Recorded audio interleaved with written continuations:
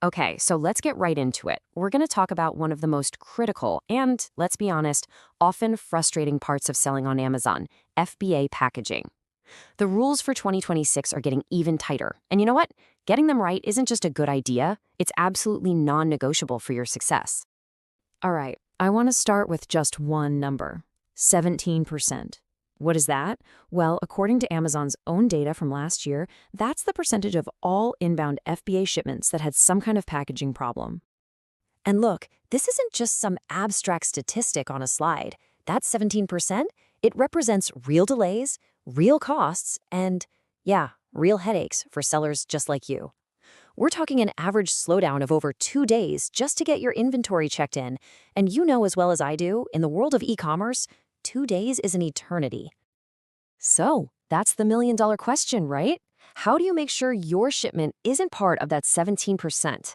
How do you keep your business running like a well-oiled machine? Well, that's exactly what we're going to break down right here, right now. Okay, before we dive into the how-to, we've got to talk about the why. It is so important to understand what happens when things go wrong. Because trust me, the cost of one simple little packaging mistake can be, well, surprisingly high. Seriously, it's like a domino effect from one tiny mistake. We're talking about entire shipments getting rejected right at the warehouse door. Boom, sent back. Or you get hit with unexpected prep fees that just eat away at your profit margins. Your products could get stranded. That means they're sitting in the warehouse, but nobody can buy them. And the worst case scenario, your ASIN gets deactivated. Your account health takes a nosedive. This is absolutely serious business.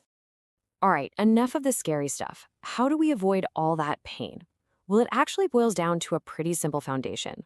There are 4 core principles that Amazon expects every single seller to follow.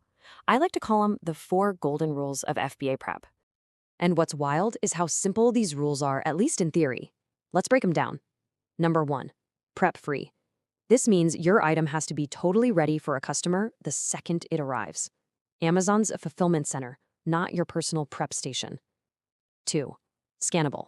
Their warehouses are a ballet of robots and scanners, so that barcode has to be perfect. 3, sealed. Simple, right? No leaks, no loose parts, 0 exceptions. And finally, number 4, drop test approved. Your package has to survive a 3-foot drop. If it breaks, it fails. End of story. So when I say scannable, I'm talking about one thing, the FNSKU. Now, this is not your standard UPC barcode. The FNSKU, that's Fulfillment Network Stock Keeping Unit, is Amazon's own special barcode, and its whole job is to link that one specific product directly to your seller account. Honestly, getting this right is probably the single most important part of this whole process. Okay, theory is great, but let's talk about the real world. How do these rules actually apply? We're going to start with the 2 things you'll use most: good old-fashioned boxes and polybags. Now for your main shipping boxes, the rules are super clear, so listen up. 50 pounds. That's the absolute max weight for a standard box. If you go even a little bit over, you have to slap a team lift label on it. That's for worker safety. If it's over 100 pounds, it needs a mechanical lift label. And one more thing, no single side can be longer than 25 inches. These are not suggestions, people. They are hard and fast limits. All right, now let's talk polybags, for things like clothes, soft toys, or bundles. First, thickness. It's got to be at least 1.5 mil. We're not talking about flimsy little sandwich bags here. It also needs to be totally clear and completely sealed.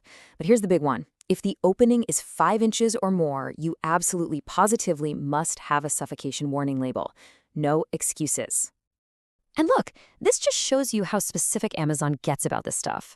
The warning has to be the exact wording, clear, easy to read, and in a decent font size. Again, this isn't a suggestion. It's a critical safety requirement, and believe me, they take it very, very seriously. We've mentioned it a couple of times, but let's really focus in here, because labeling mistakes are, hands down, the #1 reason for FBA check-in problems. But here's the good news. It's also one of the easiest things to get right, as long as you know what you're doing. This is just perfect. Here's the logic, and it's super simple. Think like a barcode scanner. It needs a flat, clear shot. So you never ever put a label on a curve, a corner, or a seam, where it could get wrinkled or hard to read. You're always aiming for a flat, smooth surface. That's how you get a perfect scan every single time. And yeah, the data totally backs this up. The number one violation, by a long shot, a missing or just plain wrong FNSKU label. What's number two? Putting the barcode in the wrong spot. And number three, those heavy boxes missing the Team Lift sticker. Seriously, if you just master these three things, you will solve the vast majority of your potential packaging headaches. Oh, and one quick but super important note for anyone selling groceries, supplements, cosmetics, anything with an expiration date.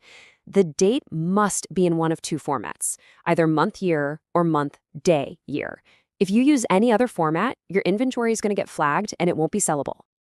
All right, so we've covered the rules, we've looked at the most common mistakes, and we've talked about the nasty consequences.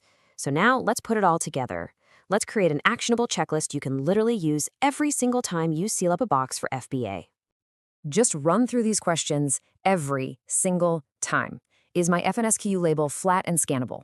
Check. Is the old manufacturer barcode totally covered up? Check. Can this thing survive a quick 3-foot drop? Check. If I'm using a polybag, is that suffocation warning there? Check. Is my shipping box under 50 pounds and inside the size limits? Check. If it's heavy, is the Team Lift sticker on it? Check. I'm telling you, this 5-minute check can save you weeks of delays and hundreds, maybe even thousands of dollars in fees. Now look, I get it. This can feel like a lot to manage, especially when you're trying to grow your business. For those of you who'd rather just focus on finding great products and building your brand, there are resources out there. For instance, there are full-service agencies like StarterX that basically live and breathe this stuff. They handle all these nitty-gritty operational details so you don't have to. It's their job to stay on top of every little rule change, like the new ones for 2026, to make sure your business is not just compliant, but also profitable. A lot of these agencies even offer free consultations, which, hey, can be a really smart way to get an expert pair of eyes on your operation. So, as we wrap this up, I want to leave you with one final question to really think about. Is your current packaging process an asset that's helping you grow? Or is it a hidden liability, just waiting to blow up and cause a massive problem? Because at the end of the day, getting this right is one of the most powerful things you can do to guarantee your success on Amazon.